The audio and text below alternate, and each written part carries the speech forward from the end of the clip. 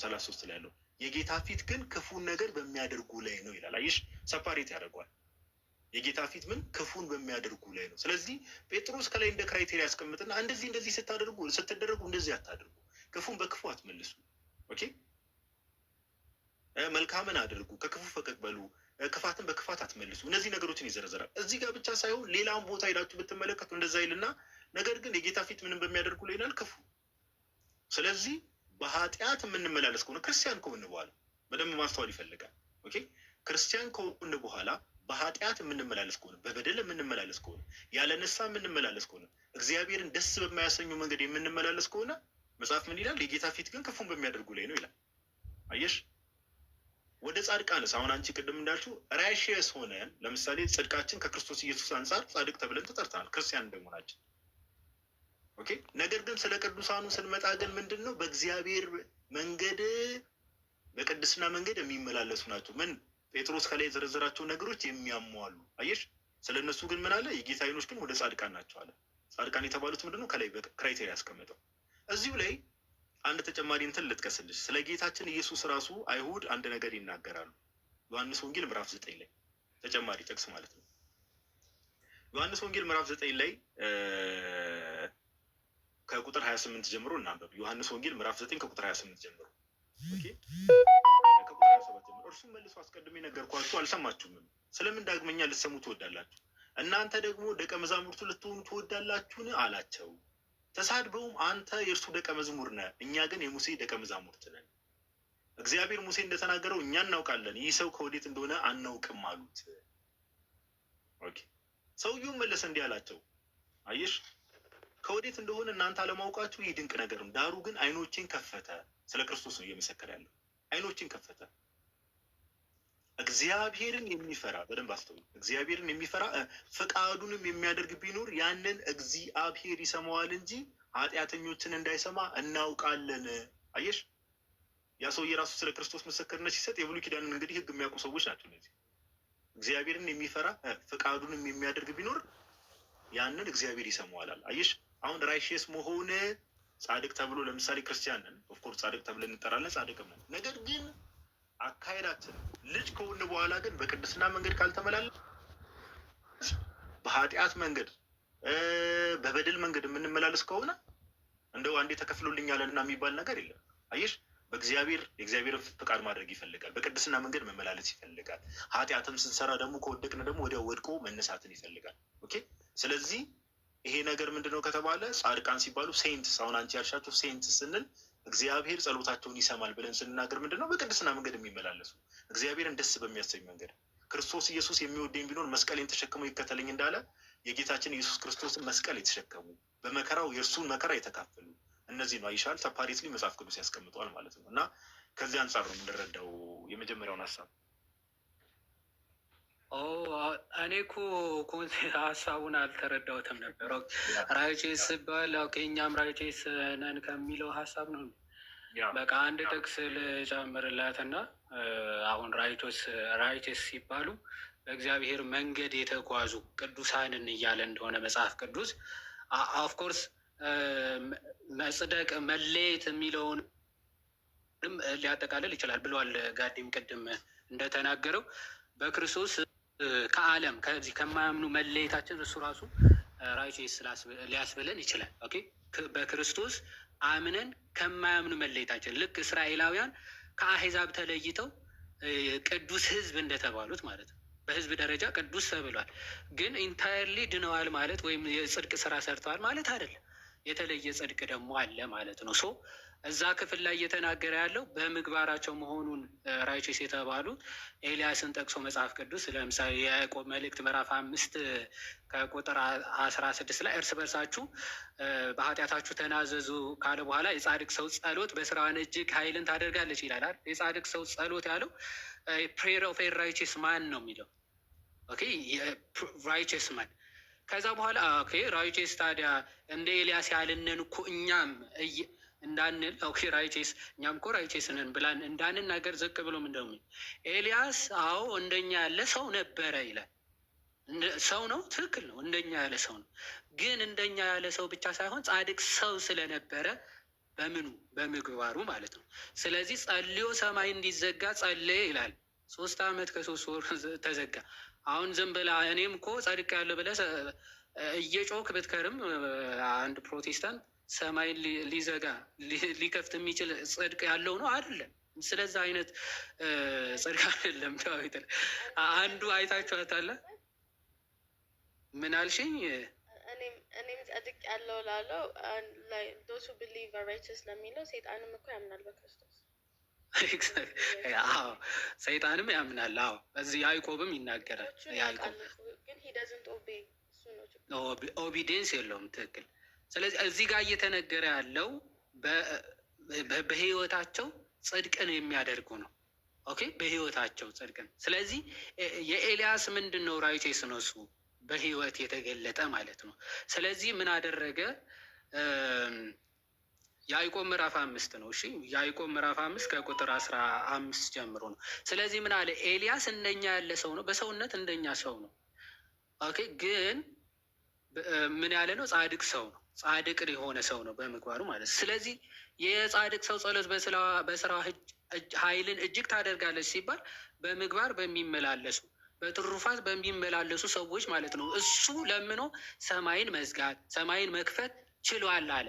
ባይዘው ይሄን ብሎ ያዕቆብ እየመከረ ያለው ለክርስቲያኖች ነው። በነገራችን ላይ ለክርስቲያኖች እርስ በርሳችሁ በኃጢአታችሁ ተናዘዙ አለና ማንን ጠርታችሁ?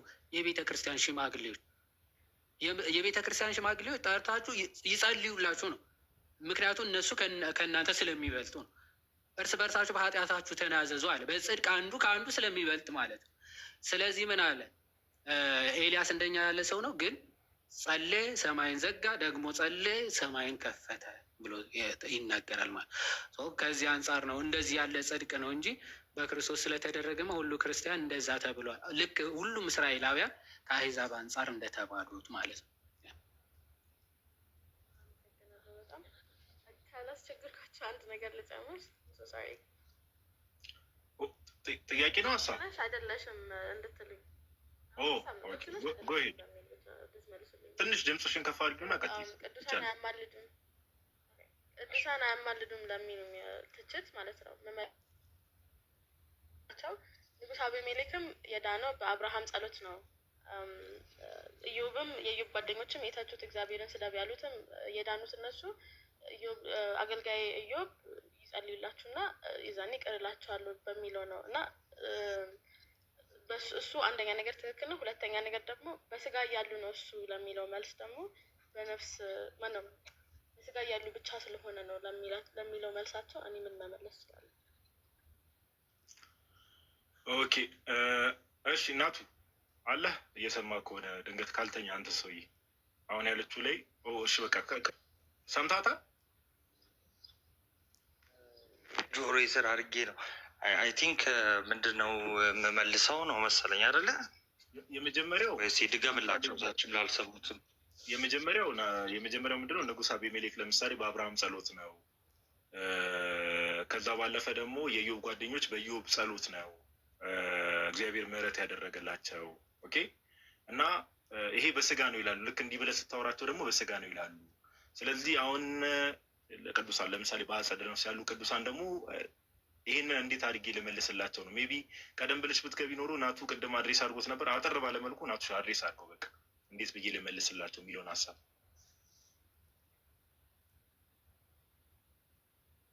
ኦኬ እሺ እሺ።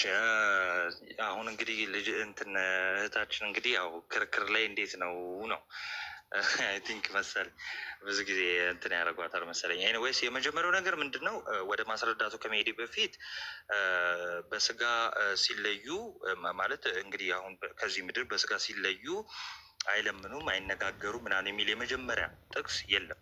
ይሄን ያዡ። ኦኬ እንደ እውቀት ማለት ነው። እሺ ሌላው ግን ከምን አንጻር ነው የምታስረጃቸው መሰለሽ? የቅዱሳን ምልጃ ለምሳሌ አንደኛ ቆሮንቶስ ምዕራፍ 12 ቁጥር 12 ጀምሮ ያለውን ነገር አንብቢ እና እኔ ግን በአጭሩ ልንገርሽ። እሺ ምንድን ነው እንግዲህ አሁን ስለ ቤተ ክርስቲያን ወይ ደግሞ ነገረ ቤተ ክርስቲያን ኤክሌሲዮሎጂ ስናጠና ቤተ ክርስቲያን ምንድን ናት የሚለው ማለት ስናጠና እንግዲህ አንድ አካል ናት እና ይቺ አካልነቷ የክርስቶስ የሆነ ራስ የሆነላት ክርስቶስ፣ እኛ ደግሞ ሁላችንም ባይዘዌ ቅዱሳንንም ጨምሮ ሐዋርያ ቅዱስ ጳውሎስን፣ ቅዱስ ጴጥሮስን፣ ሐዋርያትን፣ እናታችን ቅድስት ድንግል ማርያምን እኛንም ደግሞ በስጋ በምድር ያለነውን ጨምሮ ምንድነን ብልቶች ነን እንባላለን። እና ሐዋርያ ቅዱስ ጳውሎስ ይህንን በምን ሰጠ? ለምሳሌ እጅ፣ እግር፣ ዓይን፣ አፍንጫ ምናምን እንደሚባሉት ማለት ነው። እና አንዱ ብልት ሌላኛውን ብልት እንዲያዝ ሐዋርያ ቅዱስ ጳውሎስ ለምሳሌ በመጽሐፍ ቅዱስ በዚህ በአንደኛ ቆሮንቶስ ምዕራፍ 12 ተናግሯል ማለት ነው። እሺ ስንት አካል አለ? አንድ አካል አለ። ከዛን በዚህ አካል ላይ ሁሉም ብልት ነው፣ ከብልትነት አይቆረጥም ማለት ነው። እሺ ስለዚህ እንዴት ነው ግን የሚያግዘው? አንዱ ብልት ሌላኛውን ብልት እንዴት ነው የሚያግዘው? አሁን ለምሳሌ ሐዋርያ ቅዱስ ጳውሎስ አንደኛው ብልት ነው አይደለ? ራሱንም ኢንክሉድ አድርጎ ነው የተናገረው። እንግዲህ እኛም ደግሞ ይኸው ደከም ያለን ብልቶች ነን። ስለዚህ እንዴት ነው ሐዋርያ ቅዱስ ጳውሎስ እኛን የሚያግዘው? እኛስ ሐዋርያ ቅዱስ ጳውሎስን ቅዱሳንን አታስፈልጉንም ማለት እንችላለን? አንችልም። ይህንን እዚሁ ላይ እንዲህ ይላል፣ ተመልከች፣ አዳምጪ። ኦኬ እሺ። ዳሩ ግን አሁን ብልቶች ብዙዎች ናቸው፣ ብዙ ነን። እሺ አካል ግን አንድ ነው። ዓይን እጅን አታስፈልገኝም ልትለው አትችልም። ስለዚህ እኔና አንቺ ለምሳሌ ቅዱስ ጳውሎስ አያስፈልገንም ልንል አንችልም ማለት ነው። እና ይልቁንስ ግን ነገር ግን ደካሞች የሚመስሉ የአካል ብልቶች ይልቁንስ የሚያስፈልጉ ናቸው ካለ በኋላ ምን ይላል? ክብር ያላቸው ብልቶች ግን ያስፈልጋቸውም ይላል። ነገር ግን ብልቶች እርስ በርሳቸው በትክክል ይተሳሰቡ ዘንድ እንጂ በአካል መለየት እንዳይሆን ለጎደሎ ብልት የሚበልጥ ክብር እየሰጠ ለእግዚአብሔር አካልን አጋጣጠመው ይላል። ስለዚህ እነዚህ የከበሩ የሚባሉት አሁን እኛ ስለነሱ ጸሎት አናደርግም ለእግዚአብሔር ማራቸው ብለን ማለት ነው። እነሱ የከበሩ ናቸው አይደለ? ቅዱሳን የከበሩ ስለሆኑ ማለት ነው። ይልቁንስ ግን አንዱ ብልት ሌላኛውን ብልት ማሰብ አለበት፣ ማገዝ አለበት፣ መተሳሰብ አለባቸው ብልቶች። ስለዚህ እንዴት ነው የሚተሳሰቡት? በአንድና በአንድ ነገር ነው። በምን? በጸሎት። በጸሎት ነው የሚተሳሰቡት። በጸሎት እንደሆነ ይናገራል። እዚህ የጢሞቴዎስ መልእክት ላይ ለምሳሌ ሐዋርያው ቅዱስ ጳውሎስ ከሁሉ በፊት ስለ ሰዎች ሁሉ ልመናና ምልጃን ይቅረብ ይላል። ይህም ደግሞ ጌታችንን የሚያስደስት እንደሆነ ይናገራል። ስለዚህ ሐዋርያትም ሆኑ ቅዱሳን እነዚህ ሁሉ ጌታን በማስደሰት ሕይወት ውስጥ ሩጫቸውን የጨረሱ ናቸው። ከዛም በኋላ ደግሞ አያስደስቱም የሚል ትምህርት የለም። ኦኬ በራሳቸው በሉትራን ለምሳሌ መካነ ኢየሱስ ለምሳሌ ቅዱሳን ለቤተ ክርስቲያን ኢንጀነራል ጸሎት እንደሚያቀርቡ እንደሚለምኑ በሰማይ ራሳቸውም እምነታቸው ስለሆነ፣ ስለዚህ በአጭሩ ለመናገር ምንድን ነው ነገረ ቤተ ክርስቲያንን መረዳት፣ ነገረ ቅዱሳንን ለመረዳት ነገረ ቤተ ክርስቲያንን መረዳት። አሁን ከስር በጣም ይቅርታ እንደ ራሴ ቤት ላውራ። ኦኬ ከስር ኮመንት ላይ ለምሳሌ ምን ያገናኘዋል? ኦኬ ምንም ካላገናኘው ብልቶች የተባሉት እነማን ናቸው? እንደ ሐዋርያው ቅዱስ ጳውሎስ እውነትም ስለ ዓይን ነው እንደሚያወራው? ስለ እግር ነው የሚያወራው? ስለ እግር ከሆነ የምር እንደው ስለ እግር ከሆነ የሚያወራው እንደው እግር የሌላቸው ሰዎች ይህ መጽሐፍ ቅዱስ ክፍል አይመለከታቸውም ማለት ነው? እንዴት ነው ነገሩ? አሁን ይህን ራሱ በጣም ጥያቄ ይፈጥርባቸዋል። ለታች ኮመንት አንዳንድ የምትጽፉ አላችሁ። እዚህ ጋር እያወራ ያለው በቃ አካል አንድ ነው እኛ ደግሞ ብሎ ነው የተናገረው። ባይዘዌ ማለት ነው። ኦኬ ላንብላችሁ። እሺ አካል አንድ እንደሆነ ብዙ ብልቶች እንዳሉበት፣ ነገር ግን የአካል ብልቶች ሁሉ ብዙዎች ሳሉ አንድ አካል እንደሆኑ ክርስቶስ ደግሞ እንዲሁ ነው አለ። ስለዚህ ስለ ቤተ ክርስቲያን ነው እያወራ ያለው። ስለ ቤተ ክርስቲያን እያወራ ነው ማለት ነው። እና ብልቶች የሚላቸው ግን ደግሞ ማገዝ እንዳለባቸው ወይ ደግሞ መተሳሰብ፣ እርስ በርስ ብልቶች መተሳሰብ አለባቸው የተባሉት በስጋ ያሉት ናቸው ይላል አይልም። በቃ በአጠቃላይ በነገረ ቤተክርስቲያን ትምህርት በአጠቃላይ ዩኒቨርሳል የሆነች ቤተክርስቲያንን ነው እያወራ ያለው። በአጠቃላይም ነው እያወራ ያለው ማለት ነው እንጂ እንደው በስጋ ያሉት ብቻ ያስቡ ይተሳሰቡ የሚባል አይነት ትምህርት የለውም ማለት ነው። እሺ ይሄንን በደንብ መያዝ አለባችሁ ላለው ያው ሰዓት በጣም ስለሄደ ጋዲንት እንዳይል ነው ፈጠን ያልኩት። በጎደለ ሙሉ እና ደግሞ whoever he's speaking out of context ለምትለው no he's not ቅዱሳን አካላት የክርስቶስ አካል ናቸው። that's በጣም clear language። ልክ እንደዛ ሲሉሽ ልክ እንደዛ ሲሉሽ እንደውም እዛው 28ን ጥቀሽላቸው ባይዘዌ ጋዶ ይሄ ሐዋርያነት ምናምን ነብይነት ምናምን ተሰጥቷል ይሉ የለ ራሳቸው እዛው ስለ ቤተ ክርስቲያን አይደለም ትያቸዋለሽ። ኦኬ እንደዛ ከሆነ እዛው 28 እዛው ላይ እግዚአብሔርም በቤተ ክርስቲያን አንዳንዶችን አስቀድሞ ሐዋርያትን አደረገ፣ ሁለተኛም ነቢያትን፣ ሶስተኛ አስተማሪዎች፣ ቀጥሎም ታምራት ማድረግ እያለ የዘረዘሩ ለማን ነው? ስለ ቤተ ክርስቲያን አይደል ትይዋለሽ። እና ሐዋርያት ሲል ለምሳሌ ሐዋርያትን አያካትትም ነው? ስለ ሐዋርያት አይደለም። አስተማሪ ሲል ለምሳሌ እነ ቅዱስ ቄርሎስን አያካትትም ነው? በቃ ራሳቸው እዛው አይደለም ስለ ቤተ ክርስቲያን እራሱ ካሉሽ እንደዛ እንትን ትያቸዋለሽ። ሐዋርያ ነኝ ካለ የትኛው ሐዋርያ ነው የተቀባበለ ያቀባበለህ ነው የምለው። ከዛ ዝም ይላል። ያ ለማንኛውም ስሜን አስተካክል። እናመሰግናለን። መልካም ምሽት። እናመሰግናለን። እግዚአብሔር ያክብርልን። ቴንክ ሶ ማች። እሺ መልካም ምሽት። እናቶች ቃሎት ያሰማልን ብሎ እስኪ ነገም ያው ሰንበትም ስለሆነ ሰው ጠዋትም ቅዳሴ መሄድ ስላለበት የመጨረሻ ጂሰስ ኢዝ ሎርድ የሚል ዩዘር ኔም አለ። እንዴት ናችሁ? እሺ እንኳን ደህና መጣሽ እህታችን። እንኳን ደህና ቆያችሁ። ጋዴ እንዴት ናችሁ? እግዚአብሔር የተመሰገነ ይሁን። አሜን።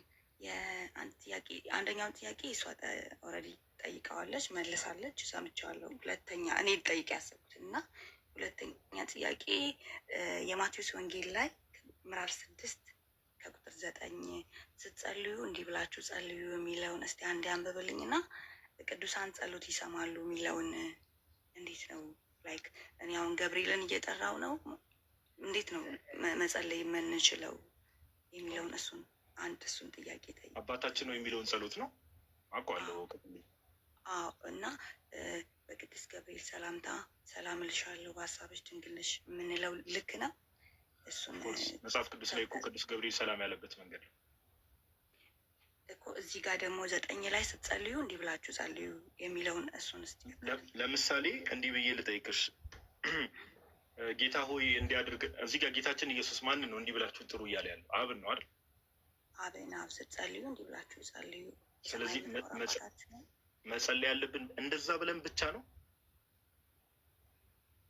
ኦልሬዲ ቃሉን መጨመር አለብን? አይ ቃሉን መጨመር ሳይሆን ለምሳሌ ወደ ጌታችን ኢየሱስ አትጸልይም አንቺ? አንደኛ በስሜ የምትለመኑትን ነገር አብ ያደርግላችኋል እኔም አደርግላችኋለሁ ብሏል። ስለዚህ ወደ ጌታችን ኢየሱስ ትጸልያለሽ አይደል?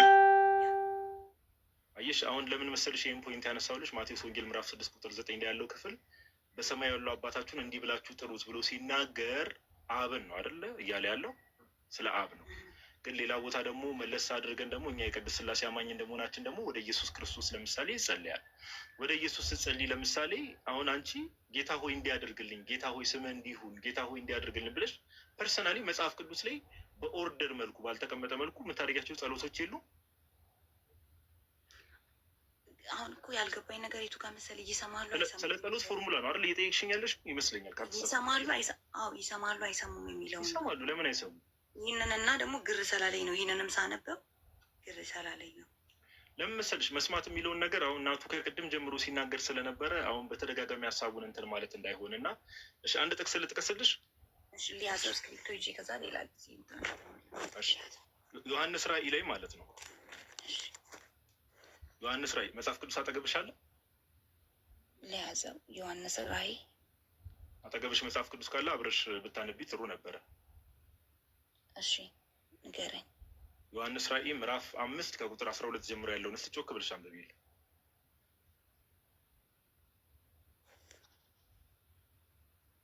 ከቁጥር ስንት? ቁጥር 12 ምዕራፍ ስንት? ዮሐንስ ራእይ ምዕራፍ 5 ከቁጥር 12 ጀምሮ። ማይክሽ ሚዩት ነው። ለእኛም ስታነቢ ብንሰማሽ ደስ ይለን ነበር። አንዴ ላመጣው ነው። ኦኬ ችግር የለም። ቴክ ዩር ታይም።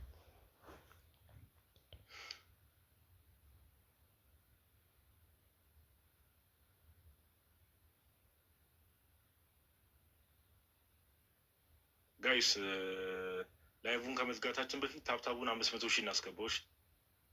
ከአሁን በኋላ ላይቭ ምናምን ነገር በሰፊው እንደ እግዚአብሔር ፈቃድ አንዳንድ ቶፒክም እያያዝ እንደዚህ ጥያቄ ያላችሁ እያለ መግባታችን ስለማይቀር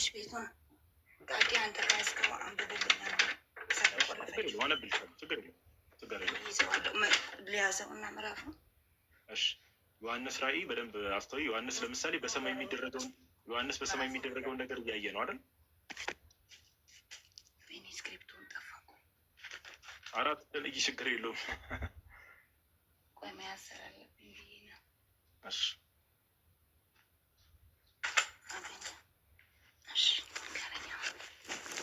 ዮሐንስ ራእይ ምዕራፍ 5 ከቁጥር 12 ጀምሮ ላነብ ነው። እሺ ዮሐንስ ራእይ ምዕራፍ 5 ከቁጥር 12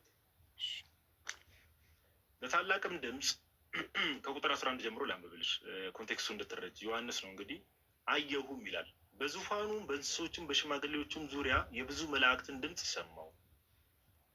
ቁጥራቸውም አላፋት ጊዜ አላፋትና ሺህ ጊዜ ሺህ ነበረ። በታላቅም ድምፅ የታረደው በግ ኃይልና ባለጠግነት፣ ጥበብም፣ ብርታትም፣ ክብርም፣ ምስጋናም፣ በረከትም ሊቀበል ይገባዋል አሉ።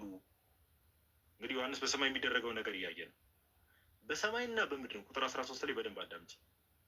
በሰማይና በምድርም ከምድርም በታች በባህርም ላይ ያለ ፍጥረት ሁሉ በእነርሱም ውስጥ ያለው ሁሉ በረከትና ክብር ምስጋናም ኃይልም ከዘላለም እስከ ዘላለም በዙፋኑ ላይ ለተቀመጠው ለበጉም ይሁን ሲሉ ምን አለ? ሰማኋል አይደል?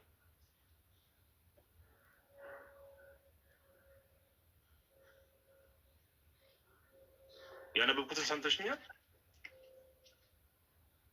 እየሰማሽኝ አይደለም? እሺ ቁጥር 13 ላይ ምን ይላል መሰል? በደንብ እሺ በሰማይና በምድርም ከምድርም በታች በባህርም ላይ ያለ ፍጥረት ሁሉ በእነርሱም ውስጥ ያለው ሁሉ በረከትና ክብር ምስጋናም ኃይልም ከዘላለም እስከ ዘላለም በዙፋኑ ላይ ለተቀመጠው ለበጉም ይሁን ሲሉ ሰማሁ አለ ዮሐንስ።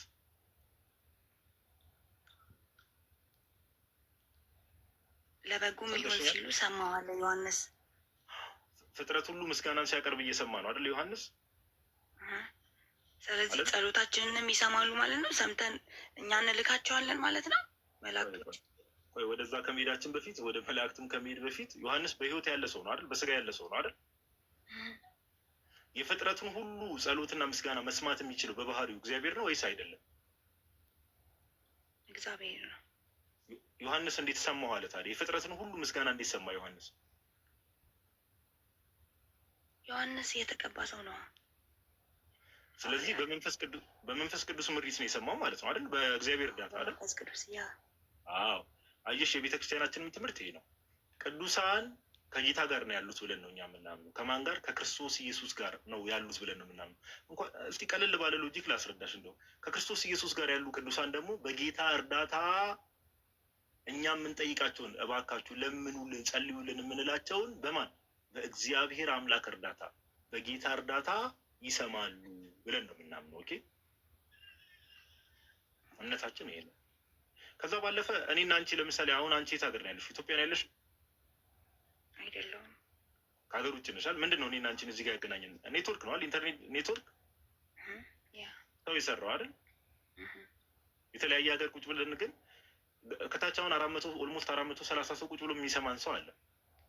ሰው በሰራው ነገር ኦኬ፣ በስባሽ የሆነው ፍጡር የሆነው ሰው በሰራው ነገር ዓለም ላይ የተለያየ ቦታ ሆነው ሰዎች ቁጭ ብለው በኢንተርኔት ቁጭ ብለው ያዳምጣሉ አይደል? የምናወራውን ነገር።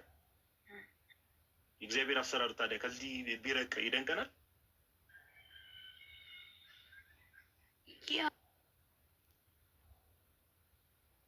ልክ ነህ እኮ አሁን የሰጠኝ ምሳሌ ልክ ነህ። ነገር ግን ጥያቄ ግር ያለብኝ እንዴት ነው መላእክት እኔ ልልካቸው የምችለው? መላክ አለ ሳትልኪያቸው ቅዱሳን መላእክት ልንገርሽ፣ ትንቢተ ዘካርያስ ላይ ያለውን ጥቅስ ታውቂዋለሽ? ትንቢተ ዘካርያስ ምዕራፍ 1 ላይ አዎ። አሁን ምን መሰለሽ ቅዱሳን መላእክት እኛ ልከናቸው ሳይሆን እንዴ መሰለሽ፣ ቅድም ናቱ ሲናገር ነበረ።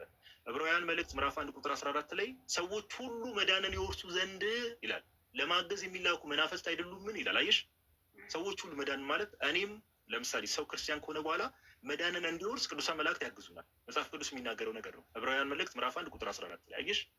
ስለዚህ ቅዱሳን መላእክት እኛን ያግዙናል። ምን? መዳንን እንድንወርስ። በምንድን ነው የሚያግዙን ከተባለ ቅዱሳን መላእክት በምንድን ነው?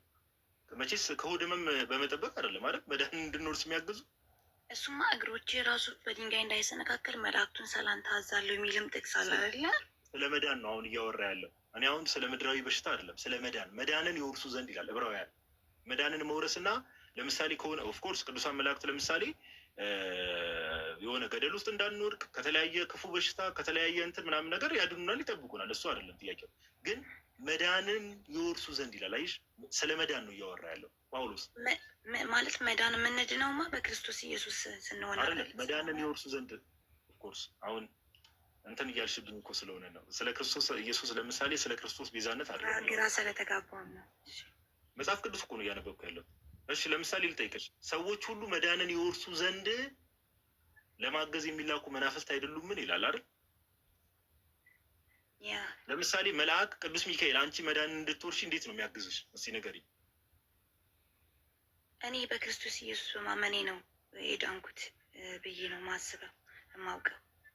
እኔ እሱ እኮ አይደለም። ኦፍኮርስ ሰው ለምሳሌ በክርስቶስ ኢየሱስ አምኖ ሲጠመቅ ነው የእግዚአብሔር ልጅ የሚሆነው። ስለ እሱ አይደለም። መጽሐፍ ቅዱስ ትቀበያለሻል? መጽሐፍ ቅዱስን የእግዚአብሔርን ቃል 81 እቀበላለሁ። ታዲያ ጳውሎስ እኮ ያለውን ነው እያነበብኩልሽ ያለሁት። ጳውሎስ እሺ ጥቅሱን ጻፊዎች ችግር የለውም። በቃ ሌላ ጊዜ ዕብራውያን መልእክት ምዕራፍ 1 ቁጥር 14 አንብብ። ዕብራውያን መልእክት ምዕራፍ 1 ላንብብልሽ ቃል በቃል ምን እንደሚል። አሁን ለእግዚአብሔር ቃል ታማኝ ብንሆን ጥሩ ነው። አየሽ ስለ ክርስቶስ ኢየሱስ ማዳን ወይ ደግሞ ስለ ክርስቶስ ኢየሱስ የቤዛነት ስራ አይደለም እዚህ ጋር እየተወራ ያለው። አየሽ ጳውሎስ እሱ ነገር ጳውሎስ እንደዛ ከሆነማ ጳውሎስም እንግዲህ የክርስቶስ ኢየሱስ የማዳን ስራ አልገባውም ልንል ነው ማለት ነው። ጳውሎስ ምን ይላል? ሁሉ መዳንን የወርሱ ዘንድ ስላላቸው ለማገዝ የሚላኩ የሚያገለግሉ መናፍስት አይደሉም? ምን ይላል? አየሽ ስለዚህ እኔ አሁን ምን ብዬ ጠየቅኩሽ? አንቺን መላእክት እንዴት ነው አንቺ መዳንን እንድትወርሺ የሚያግዙሽ? እንዴት ነው? እኔ አንዴ ወርሻለሁ መዳንን ብዬ ነው ማስበው። ጳውሎስ ታዲያ ምን እያለ ነው? ጳውሎስ ተሳስቶ ነው? ቁጥሩን እስኪ አንዴ ንገረኝ። ዕብራውያን ስንት ነው ያልከኝ? አንብብና እረዳለሁ። ያው በጸጋ ስለሆነ መረዳትን። እሺ ችግር የለውም። እሺ በጸጋ ነው መረዳት። ኦፍኮርስ እሱ ልክ ነሽ። ዕብራውያን መልእክት ምዕራፍ 1 ቁጥር 14 ላይ እሺ፣ ዕብራውያን ምዕራፍ 1 ቁጥር 14 እሺ፣ ይዘዋለሁ፣ አነባለሁ። ይሄን ያዡ። ከዛ ባለፈ ቅዱሳን መላእክት ለምሳሌ አንድ ቀለል ያለ አንደርስታንዲንግ እንትን ልበልሽ። ጌታችን ኢየሱስ ክርስቶስ የሉቃስ ወንጌል ምዕራፍ 15 ላይ በአንድ ኃጢአተኛ ንስሐ መግባት ምክንያት በእግዚአብሔር መላእክት ዘንድ ታላቅ ደስታ ይደረጋል ይላል አይደል? አይደል? እንዴት ያውቃሉ? ለምሳሌ አንቺ ንስሐ ስትገቢ እግዚአብሔር መላእክት እንዴት ነው የሚያውቁት? እንዴት አውቀው እንዴት ሀሴት ያደርጋሉ? እንዴት ደስተኛ ይሆናሉ? እኔ ማምነው ማለት ነው በመጽሐፍ ቅዱስ ሆነው ኤግዛክት እግዚአብሔር አምላክ ነው የሚልካቸው ወደ እኔ መላእክቶችን እንጂ እኔ አልካቸውም። እነሱ እኔ ስለ መላክ አይደለም። አረ እያዳመጥሽኝ በእግዚአብሔር ስም ስምሽም አልበል። ቆይ ቃልሽ ቃል እህታችን እያዳመጥሽኝ። እኔ አሁን ያልኩሽ ምንድን ነው? በአንድ ኃጢአተኛ ንስሐ መግባት ምክንያት በእግዚአብሔር መላእክት ዘንድ ታላቅ ደስታ ይደረጋል አለ አይደል? ማን? ጌታችን ኢየሱስ አይደል? አንቺ ለምሳሌ ንስሐ ስትገቢ መላእክት እንዴት አውቀው ነው ሀሴት የሚያደርጉት ወር ደስተኛ የሚሆኑት ነው የኔ ጥያቄ። መላእክት የክርስቶስ መላእክተኛ ናቸው እንጂ የኔ መላእክተኛ ናቸው እንዴ? ጋዲ እንዴትስ ያውቃሉ? እንዴትስ ይሰማሉ?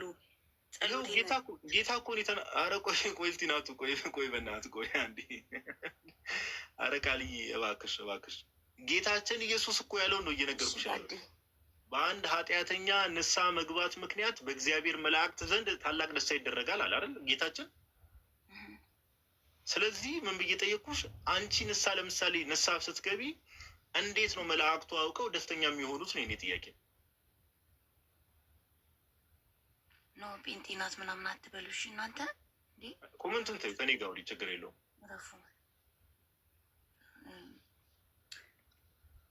እኔ ግር ብሎኛል፣ አልገባኝም ጥያቄ። በቃ እሺ እንዲህ እናድርግ። አይ ቲንክ ያው ዛሬ ሰዓቱም ስለሄደ ችግር የለውም።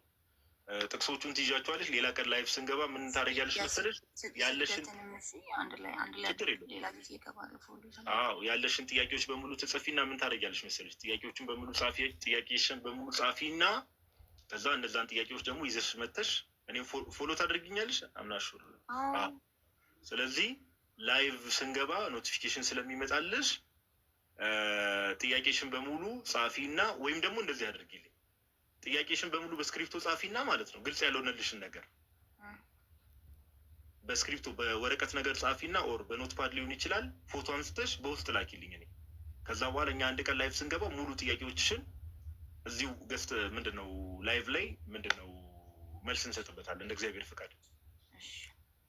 በቃ እንደዛ እናድርግ እና ለእግዚአብሔር ቃል ግን ቃልዬ እሺ ለእግዚአብሔር ቃል እንታመን። ጌታችን ኢየሱስ ንግግሩን የነ ቅዱስ ጳውሎስን ትምህርት ንግግር ምናምን ነገር ለምን እንደዚህ ያሉ ብሎ መጠየቅ ያስፈልጋል። እሺ ጌታ የተናገረውን ነገር ለምን እንደዛ አለ ኦኬ ብሎ መጠየቅ ያስፈልጋል። እና እግዚአብሔር ይርዳሽ። ለማንኛውም እግዚአብሔር ይርዳሽ እውነትን እንድትመረምሪ ጌታ ለሁላችንም ማስተዋልን ይስጥልን እና እናመሰግናለን እህታችን ቃል። አሜን አሜን። ለሁላችን ጸጋውን ያብዛልን። አሜን አሜን። ተባረክ። መልካም ምሽት። እሺ እናንተ ሁለት ምርጦች ዲያቆን ናቱና ዲ ብዬ ልጀምር ነበር ዲያቆን ልል ነበር። የዋህድ ይቅርታ ወዳጅ እንዳይደበር እንግዲህ መለስኩት በለው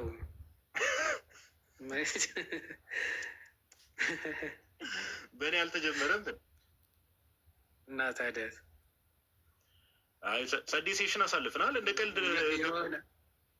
የሆነ እንትን ልል ነበረ